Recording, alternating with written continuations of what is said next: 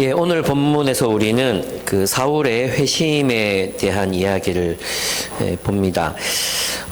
이 나중에 바울이라고 불리게 된 이 남자의 삶과 사상은 그 이후에 정말 많은 변화를 일으켰고 또 많은 인류에 바울보다 더 심대한 그런 영향을 미친 인물이 있었을까 할 정도로 바울은 아주 인류사에서도 그 중요한 보고라고 할 수 있습니다. 오늘날의 많은 정치 철학을 하시는 분들도 바울을 참고해서 정치 철학을 세우고자 하는 분들이 많이 계십니다. 이 바울의 회심을 보면 이제 하나님이 바울을 부르실 때 하나님께서 어떤 목적을 이루기 위해서 바울을 부르신다는 것을 알 수 있습니다. 그리고 바울의 회심, 바울이 침례를 받잖아요. 바울이 이제 세례를 받는데 그 침례를 받게 되는 것은 바로 그 부르심에 대한 응답이었다는 것을 이제 우리는 이 본문을 통해서 알 수 있습니다. 이 부르심과 회심은 분리되는 그런 이야기들이 아닙니다. 하나님은 당신의 목적을 이루시기 위해서 사람들을 부르십니다. 하나님의 목적은 무엇입니까? 우리 지난 시간에 서론에서 얘기했죠. 하나님의 목적은 하나님의 선교입니다. 하나님의 선교란 다른 게 아니라 하나님을 떠난 인류를 다시 하나님께로 불러 모으고 하나님이 통치하시는 공동체를 세상 한가운데 세우며 온 세상에 하나님의 통치를 실현하기 위해 정의와 평화를 구하는 삶을 사는 것이라고 할 수 있습니다. 그래서 우리가 예수를 믿을 때 예수를 믿겠다고 고백하고 예수님의 부르심에 응답하는 것은 바로 이러한 하나님의 선교라는 목적에 우리 자신을 헌신한다는 그런 뜻이라고 할 수 있습니다. 그래서 여러분, 신자가 되는 것과 제자가 되는 것은 분리할 수 없습니다. 그죠? 신자가 되고 나서 나중에 제자가 되는 게 아니라 신자가 되는 것 자체가 제자가 되는 것을 의미합니다. 그럼 제자가 무엇입니까? 제자는 예수 그리스도의 대의, 예수 그리스도의 대의에 복종해서 그분이 이루시고자 하는 메시아적 공동체, 메시아적 사명을 함께 이루기를 결단한 사람들의 공동체를 제자라고 한다는 거죠. 그래서 신자와 제자는 분리될 수 없고 그리스도인과 선교라는 것도 분리될 수 없는 그런 개념이라고 할 수 있습니다. 우리는 먼저 신자가 되고 나중에 제자가 되는 것이 아니고 또 신자가 되고 제자가 되고 성숙자가 되는 게 아니라 우리는 신자가 되는 순간 바로 제자가 되라는 그 부르심에 응답하는 것이라는 것을 알고 있어야 한다는 뜻이죠. 그래서 회심이란 하나님의 그 부르심, 하나님이 하나님의 목적을 이루기 위해서 이 세상에서 행하시는 일을 위해 우리를 부르시는 그 부르심에 응답하는 것이 바로 회심이라고 할 수 있습니다. 부르심이 먼저고 회심이 그 다음에 따라오는 것이죠. 성경의 예를 들어보면 아브라함은 하나님의 부르심에 응답해서 하나님 나라를 위해서 살고자 합니다. 하나님의 부르심이 먼저였고 아브라함의 응답, 회심, 그것은 그 뒤에 일어난 일이었습니다. 제자들은 예수님의 부르심, 나를 따라오너라 내 제자가 되라는 부르심에 응답해서 주님을 따라 하나님의 나라의 복음을 선포하는 목적에 동참합니다. 하나님은 지금 이 사울, 나중에 바울이 될 이 사울을 부르셔서 이방 사람들과 왕들과 이스라엘 자손들 앞에서 예수의 이름을 전하는 자로 살게 하려 하십니다. 사울은 깊은 숙고, 예수님을 빛 가운데서 만난 이후에 깊은 숙고와 기도 후에 바로 세례를 받고 그 부르심에 응답하고자 반응합니다. 오늘 본문을 보면 이제 세 단락으로 나눌 수 있잖아요. 1절에서 8절을 보면 예수를 만난 사울, 예수를 만나다 이렇게 말할 수 있고요. 9절에서 19절은 사울, 아나니아를 만나다. 그리고 마지막 단락에서는 20절, 31절인데 사울, 예수가 그리스도이심을 선포하다. 이렇게 세 단락으로 구분해서 한번 볼 수 있습니다. 사울, 예수를 만나다. 사울은 원래 어떤 사람이었습니까? 그는 하나님 나라에 깊이 헌신되어 있는 사람이었습니다. 구약에서 이야기하는 하나님 나라, 그 하나님 나라의 이상과 비전에 깊이 헌신되어 있었던 사람이었어요. 바울 평전을 읽어보신 분들은 아시겠지만 그는 비느하스에게 굉장히 이제 많이 매료되어 있었다고. 그래서 비느하스가 누구냐 하면 이스라엘 남자들이 막 이방 여인들과 혼음하고 뭐 간음을 저지르고 막 이럴 때 다들 막 회개하고 이제 막 그 분위기를 회개하고 있었는데 아무 생각 없는 한 남자가 이방인 여인을 데리고 텐트 안으로 들어가니까 비나스가 창으로 찔러 죽이거든요. 그것을 하나님이 그 본문에 보면 하나님을 시원케 하셨다. 하나님의 마음을 시원케 했다. 이렇게 표현되어 있어요. 이 사울은 그렇게 살고 싶었던 것 같아요. 하나님을 위한 열심이 특출해서 하나님을 위해서라면 살인이라도 저지를 수 있는 그런 사람이 바로 사울이었습니다. 그러니까 그가 얼마나 이게 어떤 이념을 위해서 사람을 죽인다는 거, 이거는 보통 사람들이 아니잖아요. 사울은 그만큼 자신이 믿고 있는 그 대의에 헌신되어 있었던 그런 사람이었습니다. 그 사울이 예루살렘에 있는 주님의 제자들을 살기를 띠고 위협하고 있었고, 또 뒷부분에 가보면 그 제자들이 두려운 가운데 하는 얘기, 예루살렘에서 믿는 자들을 많이 죽였다고 표현하고 있거든요. 이것이 과장된 표현인지 스데반이 죽은 것을 가지고 과장되게 표현한 것인지 모르겠지만 어쨌든 많은 그리스도인들이 사울 때문에 생명의 위협을 느끼고 있었습니다. 그리고 그는 이 예루살렘에서부터 도망간 그리스도인들을 잡기 위해서 다마스커스로 보내달라고 대제사장이 부탁합니다. 영장을 청구한 거죠, 영장. 그리고 그 영장은 대제사장에 의해서 집행이 되었습니다. 이 편지는 일종의 영장으로 그 도를 믿는 사람들, 그리스도를 믿는 사람들을 잡아서 남자 여자 할 것 없이 묶어가지고 예루살렘으로 끌고 와서 그냥 감옥에 가두는 것이 목적이었습니다. 사울은 자신이 하는 일이 정말 틀림없이 하나님의 나라를 위해서 하는 일이라고 생각했을 것입니다. 이것보다 더 열심히 어떻게 하나님을 위해서 살 수 있겠습니까? 그래서 우리가 생각해야 되는 것이 우리가 하나님을 위해서 산다고, 하나님을 위해서 행한다고 하는 많은 일들이 있습니다. 그죠? 그 일들이 사실은 뒤에 가보면 굉장히 부끄러운 일들이 많아요. 우리나라에서는 대표적으로 어땠습니까?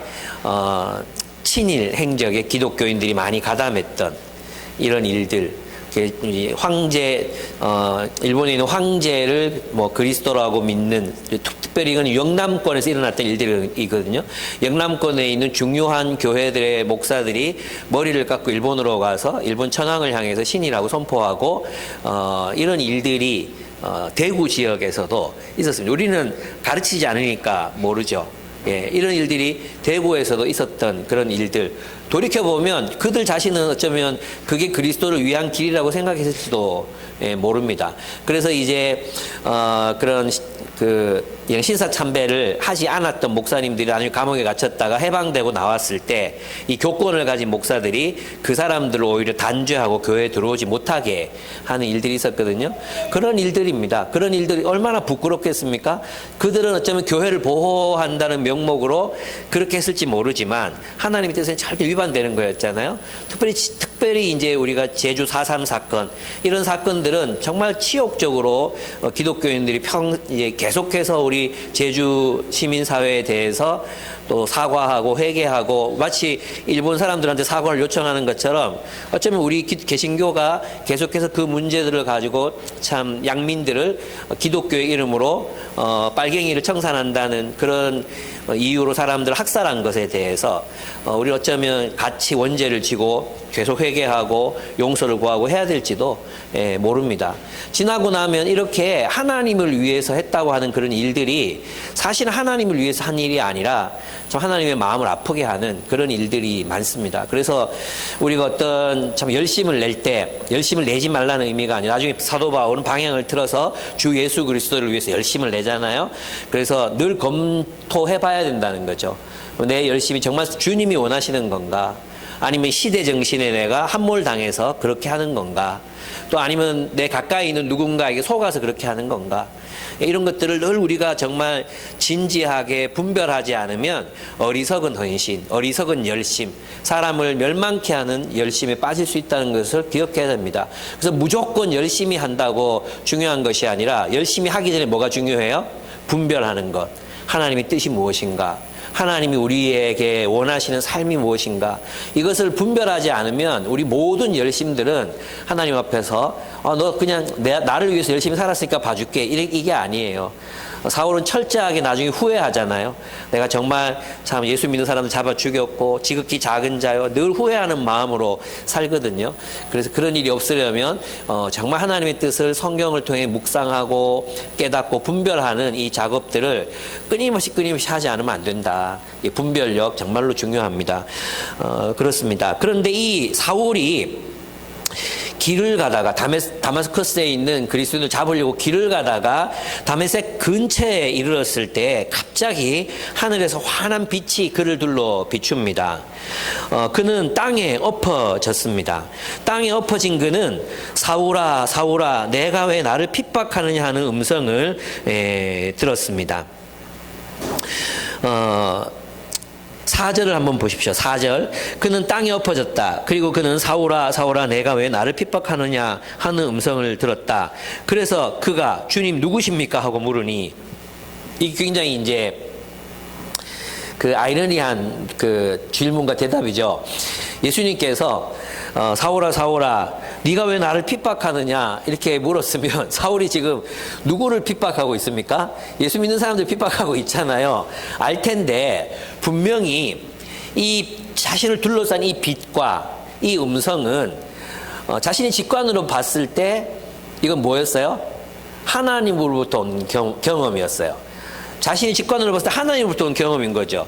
그런데 이 빛 속에서 말씀하시는 그분이 누구신지는 추측할 수가 없는 거예요. 감히 그가 예수라는 것을 예수라고 상상조차 못했던 거죠. 그래서 있잖아요. 완전히 예수는 이 사울에게 있어서 제외되어 있었어요. 네가 핍박하느냐고 힌트를 줬잖아요. 왜 나를 핍박하느냐라고 힌트를 줬는데도 이분이 예수일 것이다라고는 한 번도 생각해 본 적이 없었던 거죠.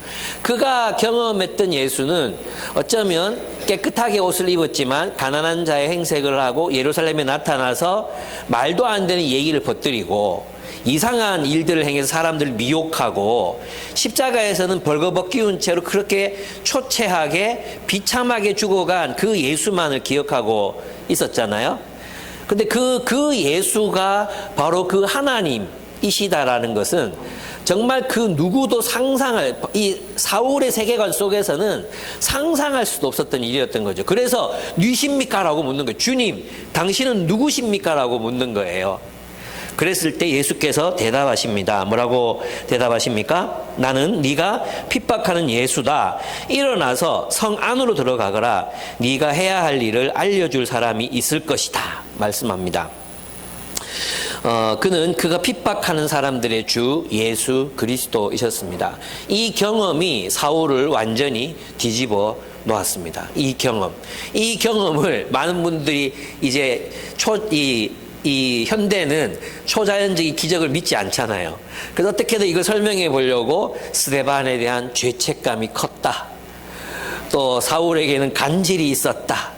또 이 당시 좀 너무 정신적인 갈등이 심했기 때문에 어떤 패닉 현상에 빠져들었다. 뭐 별 희한한 이야기. 또 안질이 있었는데 빛을 본 게 아니라 햇빛이 눈에 부셔가지고 본 거다. 뭐 별 희한한 이야기들이 많이 돌거든요. 근데 그 어떤 이야기도 사울의 이런 극적인 변화를 설명해 주는 데는 터무니없이 예수를 만났다는 설명보다 더 합리적인 설명을 만나는 건 어려워요. 아무리 죄책감이 커도 그 죄책감으로 예수를 그리스도로 자기가 믿지도 않는 것을 그렇게 선포하면서 다닐 수 있었을까요? 저는 그럴 수는 없었을 거라고 생각합니다. 내가 무죄한 자를 죽였구나. 여기까지는 될 수 있을지 모르겠지만 그가 그리스도다. 여기까지 가려면 정말 더 훨씬 많은 이 과정이 거쳐져야 되거든요. 그럴 수는 없었을 것이다. 이렇게 생각합니다. 그리고 또 하나는 늘 말씀드리지만 예, 사울이 전한 것은 있잖아요. 예수의 교훈이 아니었어요. 예수님의 교훈보다도 어디에 초점이 있습니까? 예수가 그리스도라는 사실에 초점이 맞춰져 있거든요. 오늘 제가 만났던 어떤 분들도 예수의 가르침이 너무나 훌륭했기 때문에 이 가르침을 보존하기 위해서 예수를 그리스도로 만들었고, 사울의 이런 경험들도 그렇게 조작된 경험이었다, 이렇게 말해요. 그러려면 그들이 전달하려고 했던 메시지가 예수의 교훈이었다면, 예수님의 가르침이었다면 굳이 예수를 신격화할 필요가 없어요. 예수의 가르침을 따라 살면 돼요. 그죠? 그리고 목숨을 걸고 그렇게 예수가 그리스도라고 전파하면서 그렇게 다닐 필요가 없었어요. 바울의 복음의 핵심은 예수가 그리스도라는 사실에 있거든요. 예. 이런 일들이 어떻게 죄책감에 근거해서 정신착란에 근거해서 일어날 수가 있겠습니까? 그래서 불가능한 이야기입니다. 만약 정신착란이나 순간적인 것이었다면 제정신은 반드시 돌아오게 돼 있습니다. 그리고 정신 차려보면 내가 미친 짓을 했구나, 이렇게 되는 거지. 일생 동안 그렇게 신실하게 바울의 삶을 좀 연구해 본 사람이라면 거짓에 근거해서 그런 삶을 살아갈 수 있으리라고는 상상할 수가 없다는 것입니다. 그렇습니다. 나는 네가 핍박하는 예수다, 이 말에 그는 고꾸라집니다. 주변 사람들은 소리는 들었지만 아무도 보지를 못했어요. 그들도 굉장히 놀랐을 것 같아요. 이게 도대체 무슨 일이냐. 사울은 막 꼬꾸라져 있고 막 음성은 들리고, 그래서 제 생각에는 이 사람들 중에도 많은 사람들이 예수를 믿지 않았을까, 이런 생각이 듭니다. 이런 사건이 없었다면 초대교회가 생겨날 수 없었을 거 아니에요. 이런 사건이 없었다면 이방 세계로 복음이 전파될 수 없었을 거 아니에요. 그죠? 그래서 이 사건은 그냥 한 사람의 정신 내적인 어떤 활동을 일어난 것이 아니라 분명히 역사적 사실 가운데 핵심적으로 나타난 사건이었다고 보는 것이 가장 합리적인 추론이라고 할 수 있겠습니다. 그렇습니다. 그래서 사람들은 그를 다마스커스로 데리고 갑니다. 거기에서 그는 예수를 믿는 사람들을 잡아다가 예루살렘에 끌고 가서 투옥할 예정이었습니다. 근데 그런 장소에서 그는 밤낮으로 사흘을 먹지 않고 마시지도 않습니다. 먹지도 않고, 이 경험이 너무나도 충격적이었기 때문에 먹지도 않고 마시지도 않습니다. 사실 이 경험이 충격적인 것이었지, 스데반을 죽인 것이 충격적인 경험이 사울에게는 스데반이 죽는 것은 충격적인 경험이 아니었어요. 근데 사울에게 정말 충격적인 경험은 바로 이 예수를 만난 경험이었다는 거죠. 이 예수를 만난 이 경험, 그리고 자기가 정말 이 빛으로 둘러싸이고 음성이 들리는 건 분명히 하나님이 자신에게 다가오신 건데, 그 가운데서 말씀하신 분이 내가 핍박하는 예수라고, 거기에서 이 3일 밤낮을 이 예수가 정말로 하나님이시라면, 그가 부활하신 존재라면, 그러면 자신이 가지고 있는 신학과 자신이 믿었던 신념들과 삶 모두가 부정당하는 거잖아요. 그걸 다 부인하고 새로운 걸 받아들여야 되는데 갈등이 일어나는 거죠. 그래서 그가 3일 동안 한 것이 무엇이었습니까? 그는 멍하게 있지 않았습니다. 그는 멍청하게 있지 않았어요. 11절에 보면 기도하고 있는 중이다, 이해했어요. 그죠? 그는 기도했습니다. 하나님, 이 체험이 내가 어떤 망상을 본 것입니까? 사탄의 유혹입니까? 아니면 하나님께서 나에게 정말로 예수님이 하나님의 아들이시기 때문에, 그가 그리스도이시기 때문에 나에게 나타나신 것입니까? 하나님께 물었어요. 그가 평생 동안 기도해왔던 대상, 구약의 아브라함의 하나님, 이삭의 하나님, 그 야곱의 하나님을 향해서 물었어요. 끊임없이 3일 동안 밤낮 먹지도 않고 마시지도 않고 잠도 자지 않으면서, 하나님, 도대체 이 경험이 무엇입니까? 그분이 누구십니까? 정말로 하나님이 보내신 그리스도이십니까? 내가 마귀의 유혹을 받고 있는 것입니까? 아니면 내가 하나님을 내가 잘못 알고 있었던 것입니까? 내가 그리스도를 잘못 판단한 것입니까? 3일 밤낮을. 근데 그 환상 속에서 그는 하나님의 응답을 듣습니다. 한 사람이 너에게 찾아와서 너에게 손을 얹고 네 눈을 뜨게 할 것이다. 그죠? 그게 기도 응답이었어요. 그리고 아나니아도 똑같이 그 기도 응답을 받아서 그에게로 갑니다. 그래서 그를 회복시켜 주는 거죠. 여러분, 우리도 이제 이 사울의 이런 경험을 만나면 우리는 이렇게 생각합니다. 나도 이런 경험이 있으면 정말 예수님 뜨겁게 믿을 것 같다. 손 들어보세요. 나도 이런 경험 있으면 나도 사울처럼 살 수 있다. 천만의 말씀. 이렇게 경험했다고 해서 모두가 사울처럼, 바울처럼 그렇게 살 수 있는 게 아니에요. 예, 사울에게는 뭐가 있었어요? 구약 성경에 대한 선이해가 있었어요. 구약 성경은 그냥 뭐 모세오경 같은 거는 거의 다 외우고 있었다고 생각할 정도라고 보시면 돼요. 그런 사람이 이제 이 사울이었어요. 그러니까 그는 자신이 가지고 있었던 신학적인 배경에 따라서 예수가 그리스도라면 어떻게 자신의 신학이 재구성되어야 되는가를 알 수 있는 지식인이었다는 것입니다. 하나님 말씀에 대해서 선의가 있었어요. 근데 있잖아요. 이런 거 한 개도 없는 사람, 이런 거 한 개도 없는 또는 무속에 젖어 있는 천공 같은 사람한테 예수가 나타나가지고 이렇게 알려주면 그는 당장 어떻게 되겠습니까? 내가 예수를 만났다 하면서 막 이상한 소리 막 하고 다닐 거 아니에요. 제 말 이해됩니까? 그러니까 모든 사람들에게 이런 방식으로 나타나시지 않는다는 것입니다. 그래서 실제로 보면 하나님이 성령을 강력하게 부으실 때는 이 성령 체험을 안 해야 될 사람들이 성령 체험을 하는 경우가 많아요. 그래서 성령 체험을 하고 나서 어떻게 말하느냐? 내가 예수를 만났다고 뭐 됩니까? 예, 기도원 차리고, 예, 산에 올라가서 뭐 차리고, 산당 비슷한 거 만들어 놓고 돈 받아 먹고 이렇게 하는 거 많잖아요. 왜 그래요? 성경을 모르니까. 근데 이제 이 사울에게는 이미 그런 것들이 다 준비되어 있었어요. 뭐냐 하면 구약도 알았죠. 그리고 예루살렘에서 말씀을 전하신 예수도 봤어요.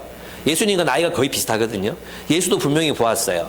그리고 스데반을 통해서 복음을 들었어요. 스데반의 복음은 정말 유대인들이 알고 있는 복음과는 전혀 다른 내용이었거든요. 그 내용을 들었어요. 그러니까 이 사울의 회심 이전에는 사울을 회심시키기 위한 수많은 과정들이 누적되고 축적돼서 폭발적으로 여기에서 이 3일 동안의 이 일을 통해서 변화가 일어났다고 보면 됩니다. 그래서 여러분, 어떤 한 사람이 예수님을 믿는 데는 있잖아요. 단 한 번의 논리적 토론으로 그 사람이 이겼다고 예수를 믿는 게 아니에요. 예, 어떤 한 번의 특별한 경험, 이적을 보여주면 그 예수님이 유대인들한테 수도 없이 보여줬잖아요. 그죠? 그래도 안 믿잖아요. 그러니까 그런 이적을 보여주면 믿을 거다. 그것도 아니에요. 그럼 무엇인가? 하나님의 말씀이 계속 공급돼야 돼요. 그래서 있잖아요. 오늘날의 회심은 교회 안에서 일어나는 거예요. 교회 밖에서 사람들이 이 정도로까지 선이해를 갖게 하는 건 사실 어렵거든요. 그렇게 되면 제일 좋지만 안 된다면 어떻게 해요? 초대해야 돼. 초대해서 교회 안에서 우리처럼 여러분도 아마 우리 교회를 만나고 나서 복음 이런 거였으면 처음부터 다시 시작한 사람들 많거든요. 우리 요셉 산지 들어보면 처음부터 다시 시작한 사람들이 많아요. 예, 그런 것처럼 우리가 복음을 알아가면서 날마다 더 회심해 가는 거죠. 그러니까 회심은 단회적인 게 아닙니다.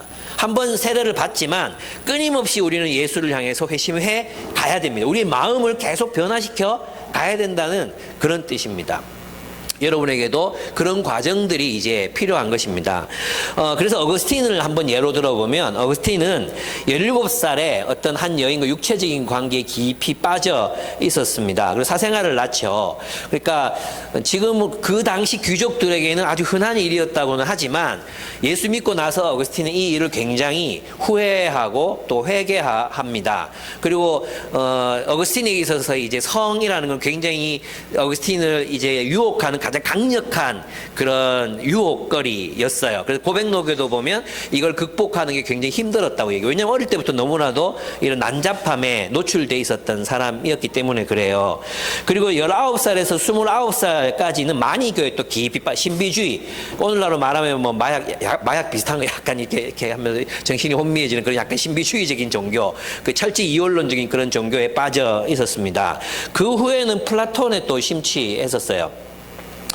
그런 그가 30세가 되었을 때 이제 그때 그렇다고 30살 될 때까지 복음을 안 들었냐? 아니에요. 그 어머니 모니카가 어거스틴에게 계속해서 말씀을 가르쳤거든요. 근데 안 들었죠. 그리고 계속해서 방황하고 엄마 마음 진짜 아프게 했던 사람이 어거스틴이에요. 그러니까 나중에 고백록에 어머니 젖을 빨면서 이제 그 깨물었던 것까지 막 회개하는 게 뭐냐면 그가 이제 그만큼 어머니 마음을 아프게 했던 게 그 마음에 이렇게 새겨져 있는 거죠.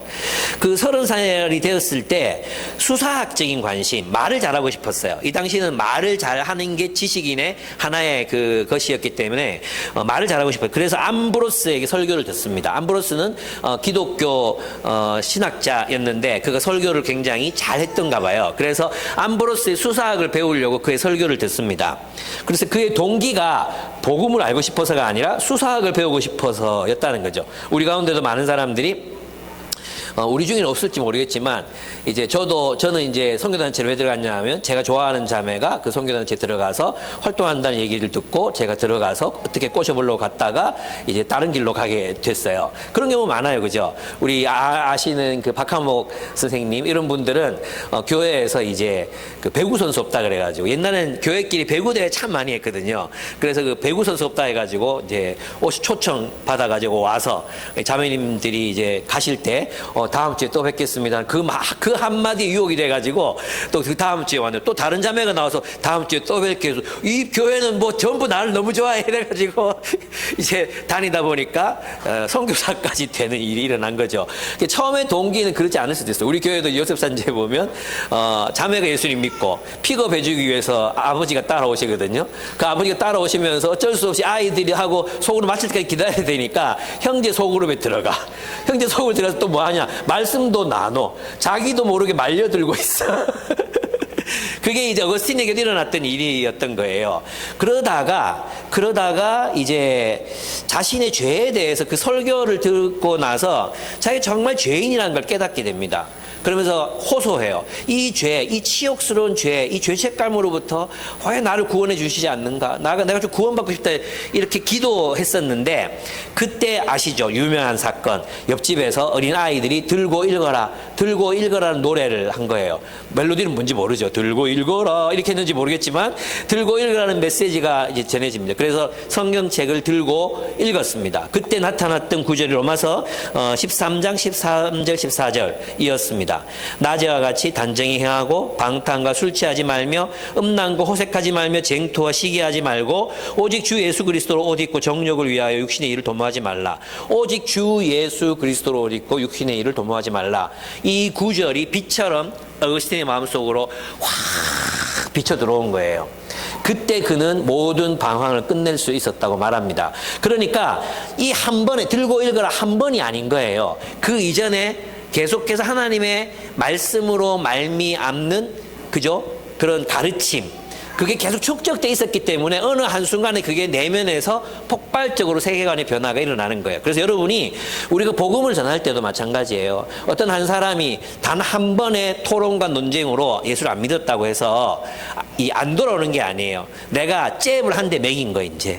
그리고 또 다음에는 다른 사람이 또 가서 훅을 한번 매기고 또 그러다 보면 이 잔펀치들이 축적이 돼가지고 어느 순간 내가 새끼손가락만 대도 넘어가는 순간이 와요. 그냥 그 안에서 폭발적으로 이 변화들이 일어나는 순간이 오거든요.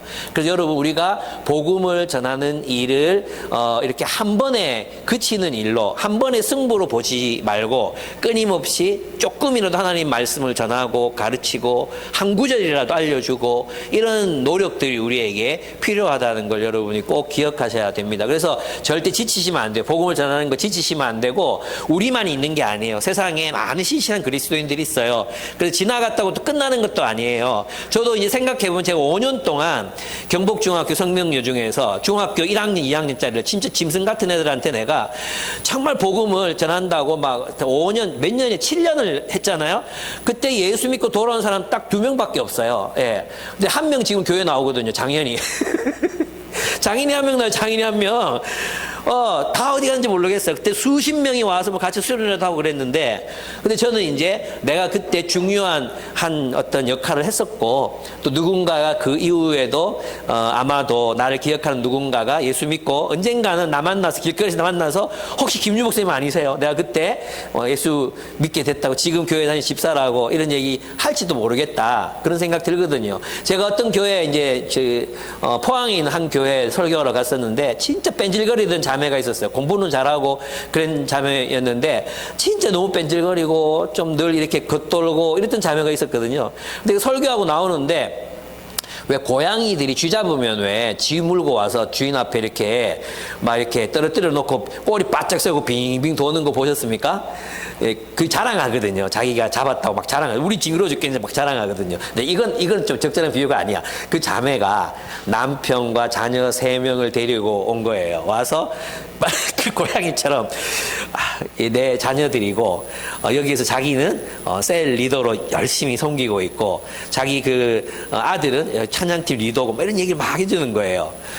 캠퍼스 때 그때는 좀 제가 참 부끄럽게 잘 못 살았지만 지금 그때 가르침 기억하고 열심히 살고 있다 이런 말씀을 들었을 때 와, 정말 그 위로는 정말 말할 수가 없어요. 예, 진짜 너무너무 기쁜 감동이 있었거든요. 그래서 여러분, 복음을 전할 때 그렇게, 좀 실망하지 마십시오. 한번 내가 복음을 전했다고 거절당했다고 실망하지 말고 꾸준히 또 누군가 다른 사람들이 복음을 전할 거라고 생각하고 그렇게 복음을 전하셨으면 좋겠습니다.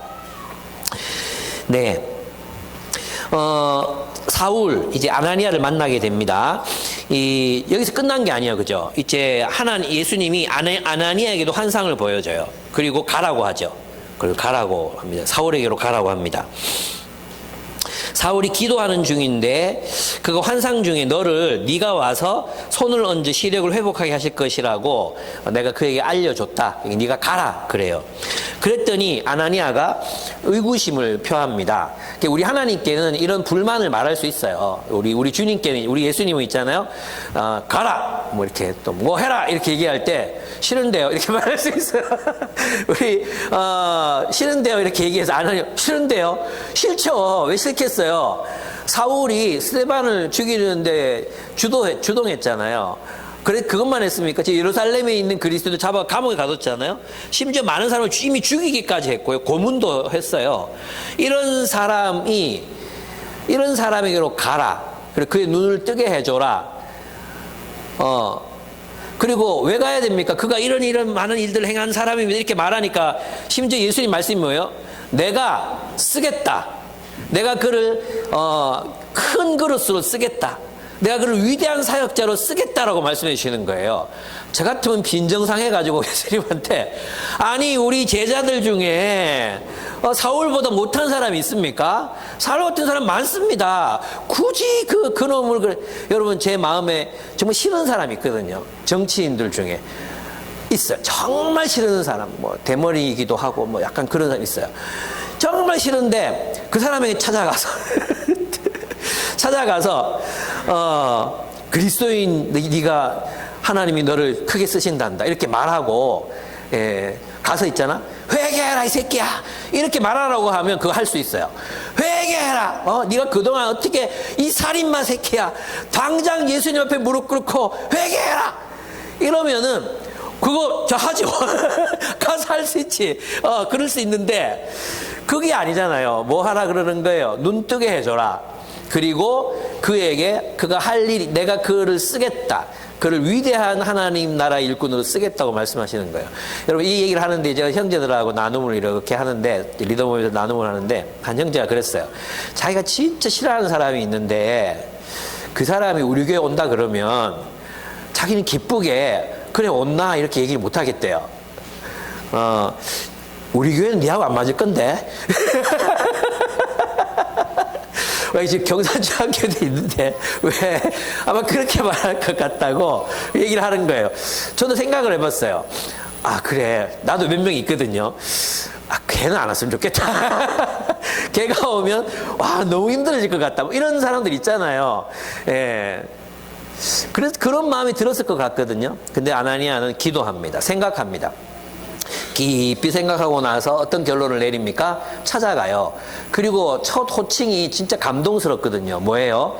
형제 사울이여라고 얘기해요. 이 살인마 새끼 사울아 이렇게 말하는 게 아니고 그냥 사울씨, 미스터 사울 이렇게 해도 되잖아요. 그죠? 근데 이 기도 중에 정리하는 거죠. 기도 중에. 예. 어쩌면 이제 우리 개인적으로 말하면 사울은 우리들에게 상처를 입힌 사람이잖아요. 그렇죠?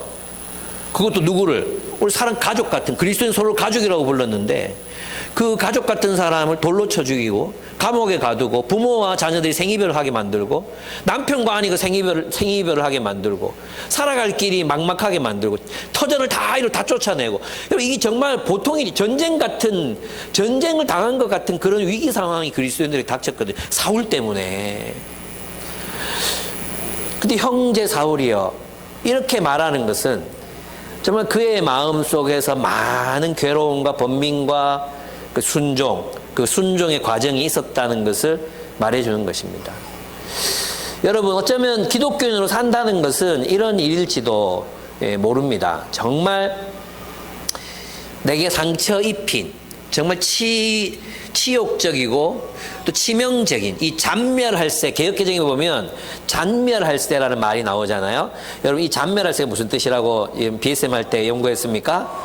맹수가 먹이를 찢어 발겨 놓는 것, 내장을 물어뜯고 막 창자를 터뜨리고, 알죠? 그렇게 온갖 발기발기 찢어 놓는 것을 잔멸할세. 그 동물이 다른 동물을 먹을 때 쓰는 단어가 잔멸이라는 단어예요. 그러니까 사울이 얼마나 독하게 그렇게 그리스도인들을 잡아 죽이려고 했는지, 정말 증오심에 가득 차 있었는지 말해주는 거잖아요. 그런 사람을 향해 첫째는 두려웠을 거고, 무서웠을 거고, 두 번째는 싫었을 거고, 또 상처 입힌 사람은 형제라고 부르는 게 얼마나 어려웠겠어요. 근데 형제 사울이라고 이야기합니다. 그리고 그의 눈을 뜨게 만들어 줍니다.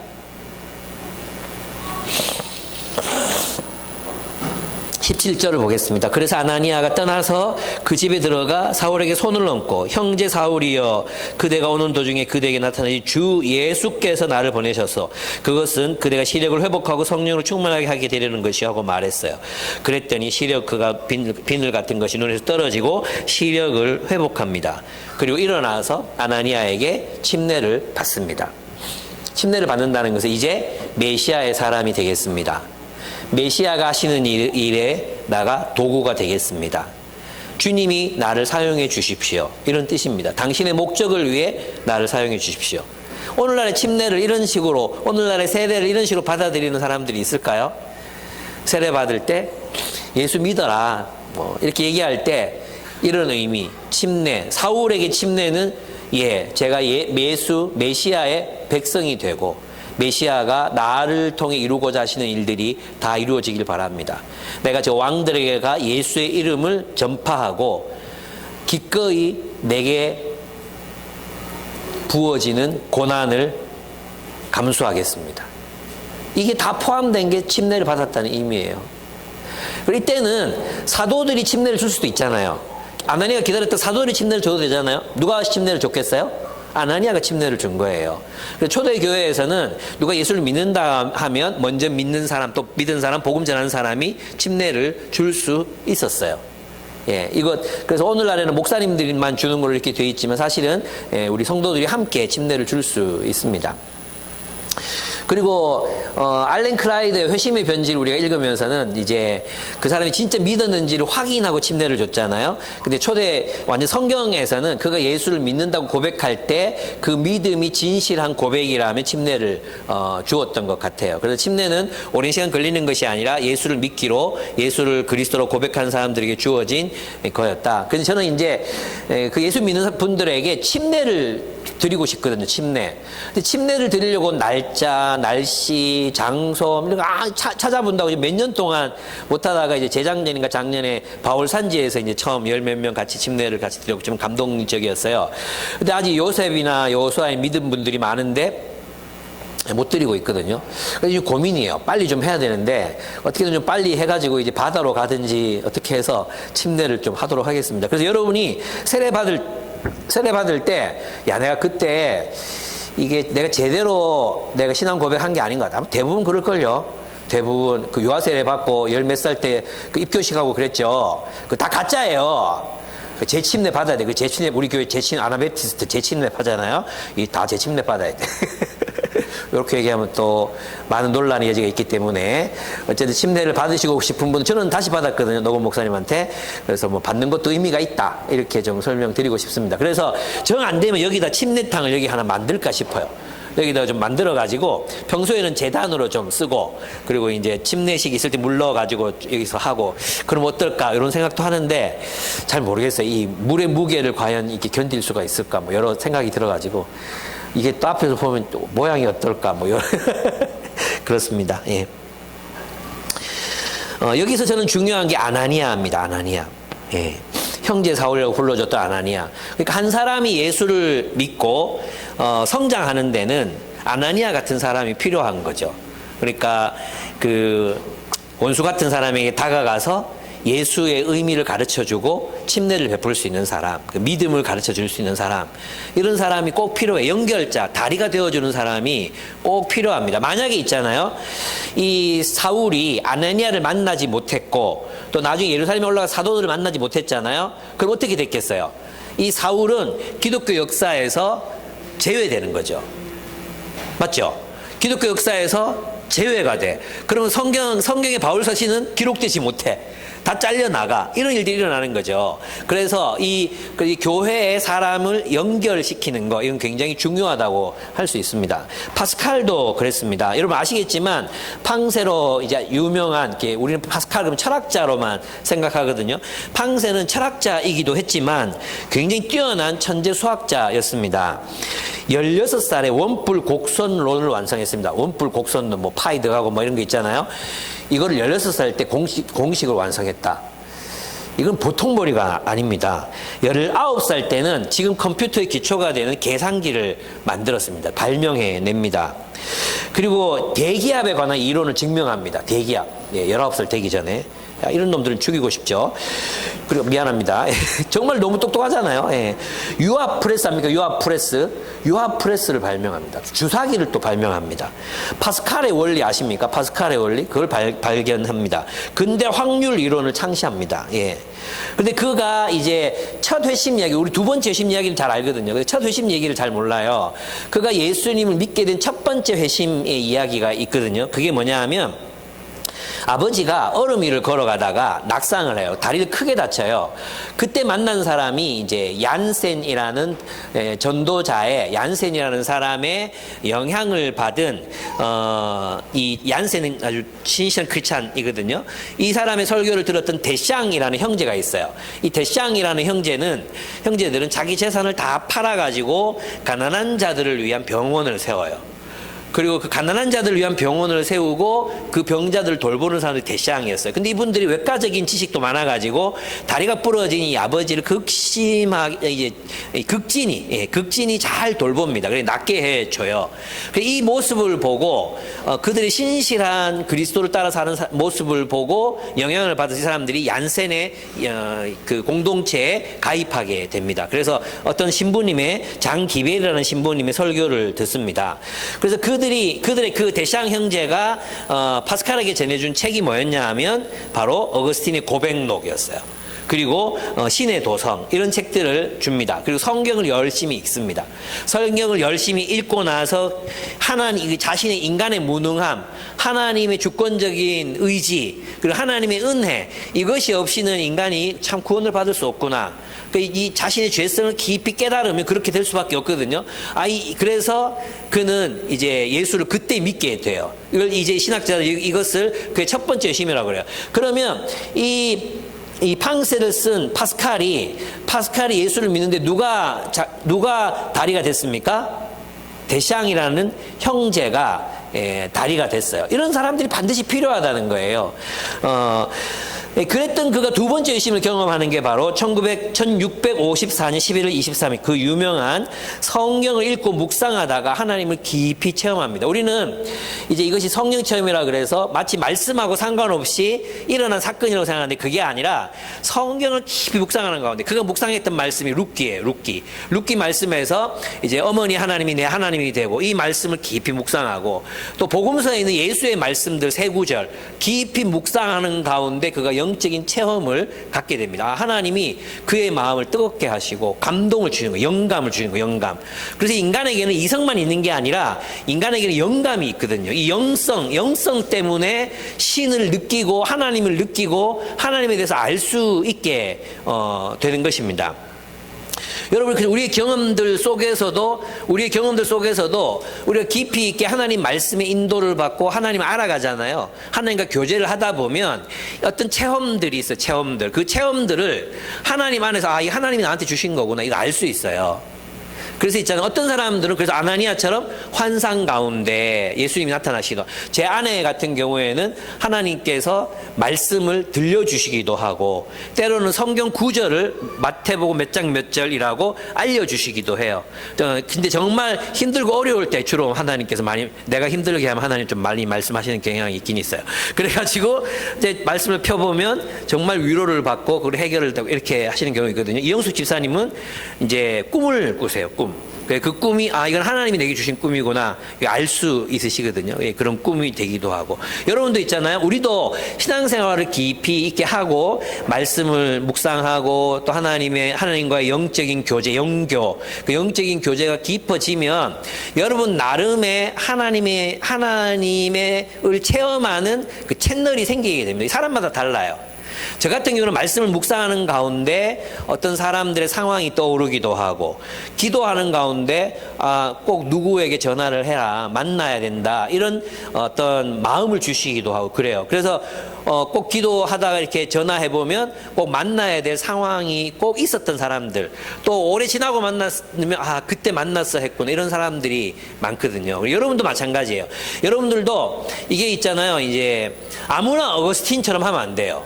아무나 어거스틴처럼 나도 하나님이 나를 이렇게 인도하실래인가 성경을 펴서 탁 보니까 그죠, 목매어 죽으니라 이거 아닌 것 같아. 두 번째 딱 펴서 보니까 너도 가서 이와 같이 하라. 너무 무섭잖아요. 세 번째 딱 폈는데 즉시 하라. 이런 식으로는 아니에요. 그러니까 하나님의 인도를 받아온 그 경험들, 하나님을 만났던 깊은 체험들이 있어야 돼요. 파스칼이 그랬거든요. 깊은 묵상 가운데서 그날 불 아브라함의 하나님, 이삭의 하나님, 야곱의 하나님, 철학자가 아닌 과학자도 아닌 그 하나님을 만나는 경험을 하게 됩니다. 이건 있잖아요. 그는 철저하게 이렇게 말해요. 이게 자신의 체험이었지만 그는 성경을 통해서, 오직 성경에서만, 예수 그리스도를 통해서만 하나님을 만날 수 있다고 이 같은 기록 속에서 기록을 합니다. 얼마나 중요한지 몰라요. 그래서 있잖아요. 아까 어거스틴 봤죠? 어거스틴에게서도 그 영적인 체험이라는 것은 어디서 왔습니까? 축적된 하나님과의 교제. 사도 사울에게서는 축적된 하나님의 말씀에 대한 깊은 이해와 지식, 그리고 영교, 하나님과의 기도 있었죠. 그죠? 파스칼도 마찬가지로 하나님의 말씀에 대한 깊은 이해, 들음, 그것이 있었기 때문에 믿음은 들음에서 나며 들음은 그리스도의 말씀으로 말미암느니라 했던 것입니다. 여러분 안에 지금 믿음의 문제로 자꾸 흔들리는 분들 계십니까? 그런 분들이 계시다면 예수의 말씀을 계속 들어야 돼요. 읽고 들어야 돼요. 성경 읽을 때도 소리내서 읽고, 기도할 때도 소리내서 기도하고, 그리고 설교를 듣고 들으셔야 됩니다. 그럼 그것이 믿음을 가져오고 믿음의 체험들 또한 가져오게 된다는 것입니다. 제가 지금 여기서 말씀드리고 싶은 것은 뭐냐면, 그렇게 계속해서 누군가가 하나님의 말씀을 전해주고 하나님의 사랑을 전해준 다리가 되어주는 누군가, 아나니아와 같은 사람, 데샹 같은 사람, 이런 사람들이 계속 있어요. 암브로스 같은 사람, 이런 사람들이 있어야 한다는 거예요. 제가 이제 이 얘기를 하면서 이제 어제 요셉산지 리더 모임에서 그 얘기를 나눴거든요. 여러분 중에 이렇게 아나니아 같은 역할을 해준 사람 있었냐? 다 이 얘기를 하더라고요. 전부 다 이제 목사님을 빼고 말하자면 이러면서 이제 이제 얘기를 했어요. 저도 이제 나 말고 이러면서 얘기를 쭉 했는데 한 분이 자기가 어릴 때 부모님들이 초등학교 다닐 때 너무 많이 싸웠다는 거예요. 그 어릴 때 이제 교회를 나가기 시작했는데, 또 하나님 은혜죠. 나가기 시작했는데 너무 많이 다투시니까 그러면 집을 나갔대. 집을 나가면 그때 간 데가 뭐냐면 교회 사택에 이제 살고 있는 전도사님 댁. 전도사님 혼자서 이제 공부도 하고 살고 있었는데 거기 불 켜져 있으면 거길 들어갔대요. 그럼 초등학생이 오니까 아이고 와너 또 왔나? 지금 시험 공부하는데 바쁜데 왔나? 그리고 또 자기 하던 거 멈추고 밤새도록 얘기하고 또 집에 돌려보내고, 또 힘들면 또 거기 가고, 또 가서 얘기 듣고, 그 전사님이 1년에 몇 번을 가도, 그냥 뭐 일주일에 몇 번을 가도 싫은 내색 안 하고 계속 받아준 전사님이 계셨다는 거예요. 그래서 그분이, 완호 형제는 그분이 자기에게는 아나니아 같다, 이런 얘기를 하시더라고요. 그러니까 우리에게는 누군가가 이런 역할을 해줘야 돼. 저도 제가 죄책감과 수치심에 짓눌려 살 때 박영동 목사님 만나게 됐고, 이분이 나를 신뢰해 주시고 믿어주시고 끌어주셨거든요. 그것이 저로 하여금 많은 사람들과 연결되게 했고, 또 그 안에서 신앙이 자라나게 된 큰 이유가 됐어요. 여러분에게도 누군가의 아나니아. 여러분이 누군가의 아나니아가 되어 주어야 한다는 것입니다. 그러니까 여러분 있잖아요. 여러분 마음속에 하나님께서 만나봐라. 누굴 찾아가라. 싫은 사람일 수도 있고요. 내가 힘겨워하는 사람일 수도 있어요. 그죠? 근데 여러분 마음속에 찾아가라. 네가 아나니아가 되라. 그의 눈을 뜨게 해줘라. 그럴 때 찾아갈 수 있는 여러분들 되셨으면 좋겠습니다. 여러분이 말씀을 묵상하는 중에 떠오르는 세상의 불신자 누구, 신앙을 잃어버리기 직전인 누구, 또 신앙을 잃어버리고 있는 누구, 이런 사람들 떠오르시잖아요.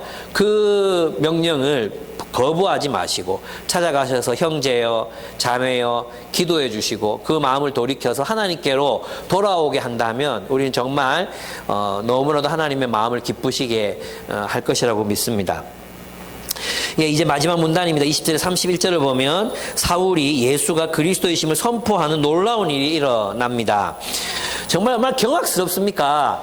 다메섹에 예수 믿는 사람들 다 잡아 죽이겠다고 막 살기 등등해서 갔던 사람이 3일 만에 달라져가지고 다메섹에 들어가가지고는 막 복음을 전하고 있습니다. 그죠? 예수가 그리스도다 이렇게 전하고 있으니까 이 유대인들이 막 얼마나 뒤집어졌겠습니까? 회당에 들어가서 예수가 그리스도다 이렇게 말하고 있으니까 저거 뭔데? 막 이렇게 됐을 거 아니에요? 그들이 진짜 당황했을 것 같습니다.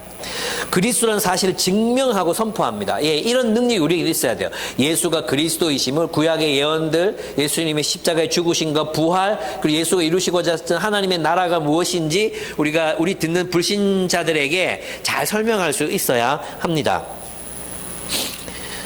이 사람은 예루살렘에서 예수의 이름을 부르는 이들을 마구 죽이던 이렇게 표현하고 있습니다. 바로 그 사람이 아닌가. 그가 여기 온 것도 그들을 잡아서 대제사장들에게로 끌고 가려는 것이 아닌가. 그의 변화는 극적인 것이었습니다. 이런 변화를 설명할 수 있는 유일한 길은 그가 정말 예수를 만났다는 것입니다. 저는 여기에서 이제 바울의 위대함을 봅니다. 우리가 서기관들과 많은 유대인들의 경우도 봤지만 예수님이 정말 메시아라는 사실을 표적으로 삶으로 이렇게 많이 드러내셨잖아요. 그럼에도 불구하고 자기의 세계관을 바꾸지 않거든요. 사람은 그렇거든요. 자신이 틀렸다는 걸 인정하는 게 진짜 힘들어요. 자신이 틀리지 않기 위해서 남이 틀렸다고 말해야 되고, 자신이 옳기 위해서 남이 틀렸다고 말해야 되고, 다른 사람들이 잘못하고 있다고 말해야 되잖아요. 그런 사람들이 대부분이거든요, 사실. 저도 그렇거든요. 누가 나를 틀렸다 그러면 내가 틀린 게 아니라 네가 틀렸지.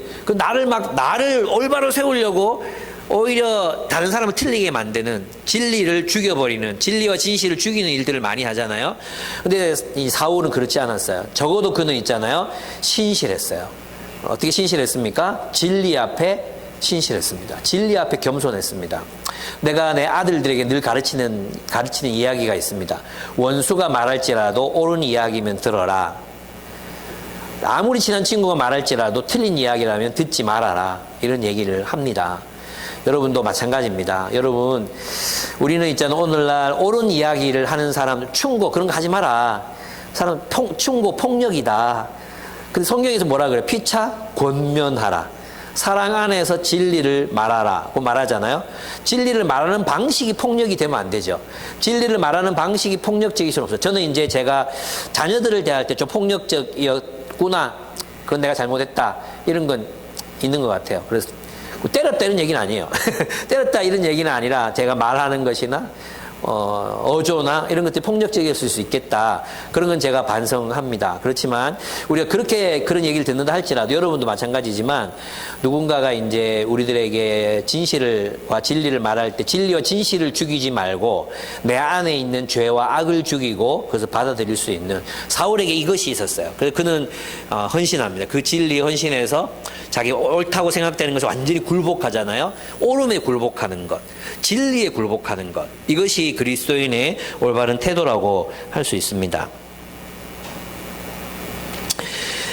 네, 그래서 이 세계관적 변화가 일어나지 않으면 회심이라고 말할 수가 없어요.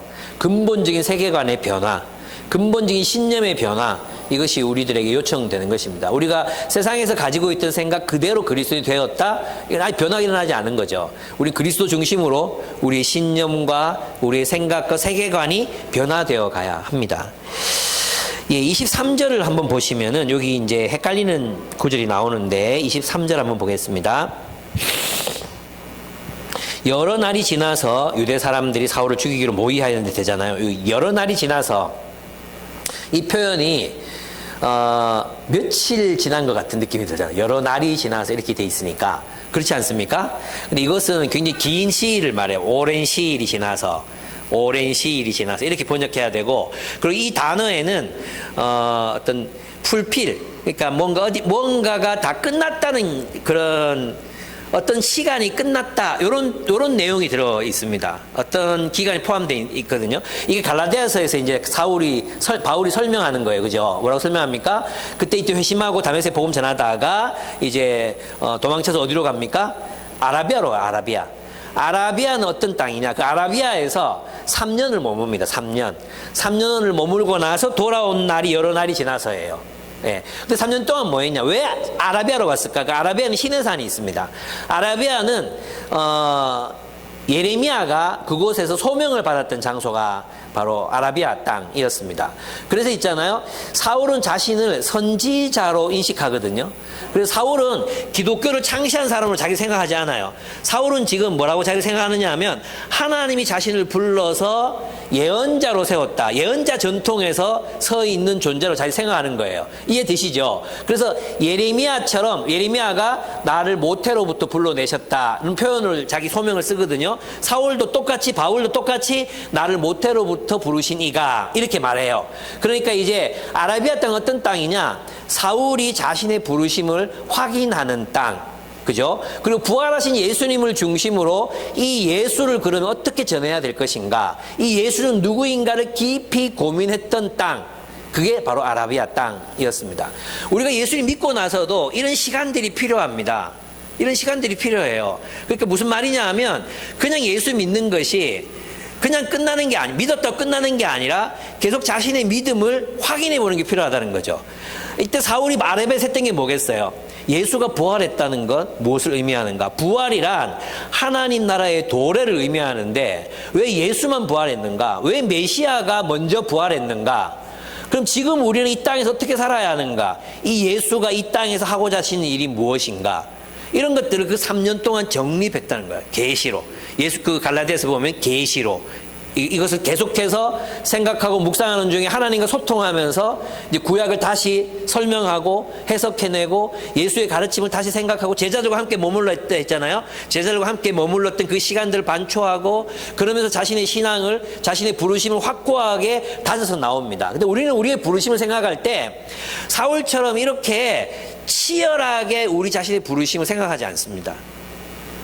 치열하게 나의 삶의 목적이 무엇인가? 하나님이 여러분을 그 부르심 가운데 인도하고 계시거든요. 근데 우리는 치열하게 나의 부르심, 나의 존재의 의미를 주님 앞에 묻지 않습니다. 그냥 살던 대로 삽니다. 저는 우리들에게 이런 과정들이 필요하다고 생각해요.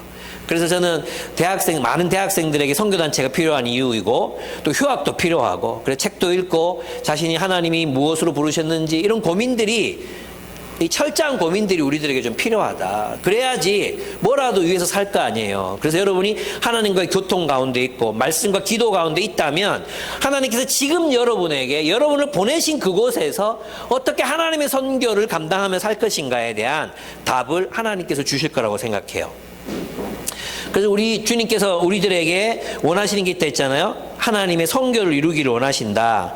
그게 뭐겠습니까? 첫째, 그것은 예수가 그리스도임을 선포하는 것을 말합니다. 그리스도를 통해서 하나님께서 온 세상, 예수 그리스도의 죽으심과 부활을 통해서 온 세상을 하나님의 뜻대로 회복하고 계시다는 것을 선포하는 것, 예수가 그리스도이심을 선포하는 것, 예언에 따라 오신 그리스도이시다. 이것이 우리 첫 번째 하나님의 선교를 위해서 부르심 받은 목적이에요. 그러면 우리는 우리가 보내심 받은 그곳에서 예수가 그리스도이심을 어떻게 지혜롭게 그들의 언어로 선포할 것인가를 고민해야 되는 거죠. 여러분을 만나는 사람들에게 여러분은 예수 그리스도를 어떤 형태로든 전하고 계십니까? 예, 책도 주고, 예, 성경 구절도 보내고, 때로는 대화도 하고, 그게 역효과를 불러일으킨다면 다른 방식으로 어떻게든 예수를 전하고 계십니까? 예, 우리는 예수가 그리스도이심을 전파하라고 부르심을 받습니다. 선포하라고 부르심을 받습니다. 두 번째, 우리의 부르심은 그 예수가 왕이 되시는 교회에 사람들 연결하라는 것입니다. 그리고 교회를 세워가라는 것이죠. 하나님이 통치하시는 하나님 나라의 공동체를 세우는 것, 그것이 하나님의 선교입니다. 하나님의 선교란 다름이 아니라 하나님의 통치가 실현되는 하나님의 백성들의 공동체를 세상에 세우는 것입니다. 그럼 우리는 이 문제를 가지고 우리 교회에서 내가 어떻게 하나님의 나라를 세울 것인가를 고민해야 된다는 거죠. 어떻게 서로 사랑할 것인가, 더 많이 사랑할 것인가, 더 뜨겁게 사랑할 것인가, 그것이 우리의 유일한 고민이 되어야 합니다. 공동체 안에서 누구를 사랑할 것인가. 여러분, 이제 대중을 사랑하는 건 쉽습니다. 대중을 사랑하는 건 쉬워요. 그러나 가까이 있는 사람들, 보기 싫은 사람들, 가까이 오래된 사람들, 이제는 다 아는 사람들을 사랑하는 게 어쩌면 더 어려워집니다. 예, 그런 사람도 사랑하라는 겁니다. 세벗들 사랑하기 쉽습니다. 기대감이 있죠. 그래서 있잖아요. 이 바울산지도 보면 세벗들이 오면 금방 이성교제 합니다. 신선하거든요. 근데 있잖아요. 오래된 사람들일수록 교제를 못 합니다. 다 알 만큼 다 안다는 거예요. 알고 보면 그놈이나 거의 비슷한데 쏠리는 거죠. 예. 그렇습니다. 왜 그렇겠습니까? 오래될수록 우리는 서로의 단점을 너무나도 잘 알게 되죠. 실망하는 것도 쌓이게 됩니다. 그럴수록 우리는 더 많이 사랑해야 돼. 하나님이 나를 사랑하러 오신 분이 누군가 생각해야 돼요. 세 번째 뭡니까? 예수가 왕이심을 말과 삶으로 증언하는 것입니다. 이것은 뭐냐 하면 하나님의 통치를 현실 속에 실현하는 것입니다. 며칠 전 안타깝게도 서희초 한 교사가 자살을 하셨습니다. 어떻게 죽었는지는 자세히 나오지 않아서 모르겠지만은 등교 시간이라고 얘기하더라고요. 등교 시간. 아이들이 등교해서 들어올 때 죽었다는 것은 그걸 진짜 뭔가 말하고 싶었던 거 아니에요? 온 학교에다가 온 학부모들한테 말하고 싶었던 게 있었던 것 같거든요. 그래서 지금 이제 그동안 누적되어 왔던 교권 문제, 학생들의 인권과 아이들이 잘못한 걸 처벌하는 걸 다른 문제잖아요. 아이들이 교사를 때리고 욕설을 하고 진짜 반말을 하고 있잖아요. 조롱하고. 그래도 교사가 할 수 있는 게 아무것도 없어요. 뭐라도 하면 고발이 들어오니까 꼼짝도 못 하는 거예요. 이게 지금 학교 공동체가 완전히 무너졌잖아요. 참 이게 문제인데, 이제 좋은 교사 운동, 크리스찬들이 모인 좋은 교사 운동이 있어요. 성명서를 내고 여기에 대한 확실한 대책을 세워라 얘기를 하기 시작했어요. 저는 그게 옳다고 생각하거든요.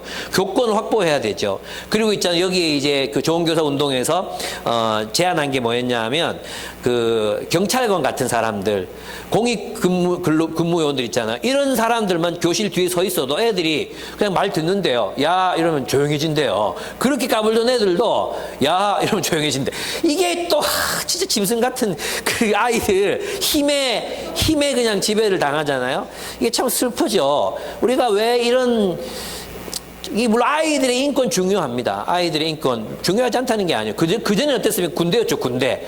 교사들의 인권으로 그냥 막 학대하고 그죠. 그 변태적인 선생님들의 놀이터가 또 교실이었잖아요. 그거 없어진 건 정말 감사하거든요. 저도 중고등학교 시절 생각하면 매일 맞았던 기억밖에 안 나요. 90점 밑으로 나와. 그래가지고 한 대씩 때리고 또 성적 내려간 놈 나와 또 때리고 매일 맞는 경험밖에 없었거든요. 그런 게 사라졌다는 건 너무 기쁜 일이지만 그렇다고 교사가 아무런 권한도 발휘할 수 없는 교실이 되는 것, 그거는 이 공동체를 무너뜨리겠다는 얘기밖에 안 되잖아요. 그 아이들이 하나의 공동체로서 서로를 지켜주고 세워가고 이런 정의와 평화가 이루어져야 되는 교실이 그렇게 되면 안 되잖아요. 그런 부분에서 많은 그리스도인, 내가 만약 교사라면 그 학교에서 어떻게 정의와 공의가 그리스도의 통치를 효과적으로 실현할 수 있을까? 그들과의 공통 분모 속에서 해야 되잖아요. 우리가 그리스도인들끼리만 할 수 있는 높은 수준의 윤리는 그들에게 요구할 수가 없지만 이성적으로 합리적인 수준에서 우리 정의를 추구할 수 있잖아요. 그런 방식으로 우리가 어떻게 내가 다니는 직장에서 또 내가 그 나의 학교에서 내가 속한 공동체에서 하나님의 정의를 그래도 부분적으로도 실현해 나갈 수 있을까? 그래서 평화를 추구할 수 있을까? 샬롬을 구하는 사람으로 살아갈 수 있을까? 이거 고민해야 된다는 거죠. 그것은 우리로 하여금 이 세상의 정의와 평화 그리고 환경 문제 이런 것에 우리를 가담하게 합니다. 우리가 몰랐다면 하지 않았겠지만 우리는 이 근처에 68명의 탈북민들이 살고 있다는 걸 알게 됐어요. 28일 같이 놀러도 가게 됐어요. 제가 봉고를 운전하고 그분들과 함께 놀러를 가게 됐어요. 이 북한에서 오신 분들 진짜 솔직한 분들이에요. 정말 솔직하시죠. 저는 그게 싫다는 의미로 얘기 드리는 게 아니라 제가 이제 스파게티, 이제 토마토 무슨 스파게티를 사서 맛있게 드셨어요 하니까 맛이 없다. 오라 이래. 맛이 없네. 이래. 다 먹고 다 드시고 맛이 없네. 이래가지고 또 다른 거 시켜드릴까요? 아, 뭐 다음에 딴 거 먹죠. 뭐 이렇게 얘기하시더라고요. 너무 솔직해. 그래서 저는 그런 분들이 좋거든요. 싫으면 싫다 하고 좋으면 좋다는 분들이 좋으니까. 어쨌든 28일 기도 많이 해주십시오. 제가 모시고 가면서 이제 이런 얘기 저런 얘기 해보면 어떤 일들이 일어날지 잘 모르겠어요. 어쨌든 알았잖아요. 그럼 하나님께서 우리 사이에 막힌 담을 또 어떻게 설계하실까? 이런 고민들 우리 또 해봐야 되는 거죠. 여러분 그렇습니다. 하나님은 우리를 어디로 부르신다고요?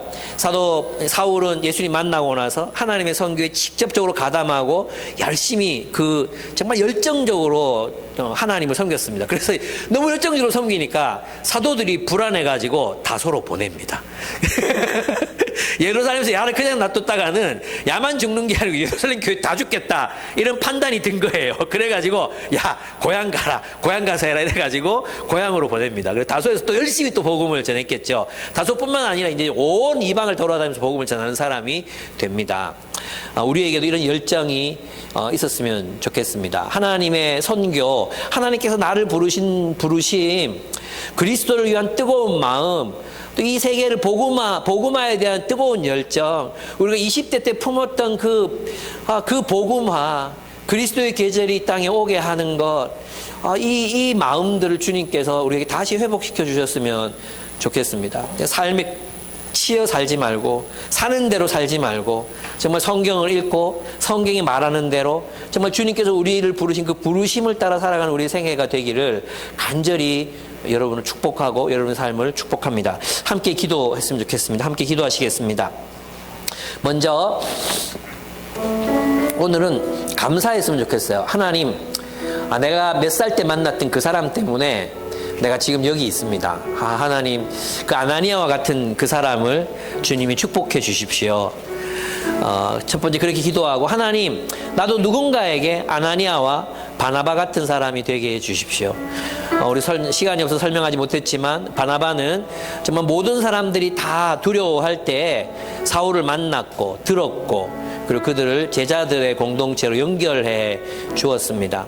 하나님, 나도 누군가에게 아나니아와 바나바 같은 사람이 되어 그들을 그리스도의 공동체로 그리스도에게로 인도하는 사람이 되게 해 주십시오. 감사하고 또 간구드렸으면 좋겠습니다. 함께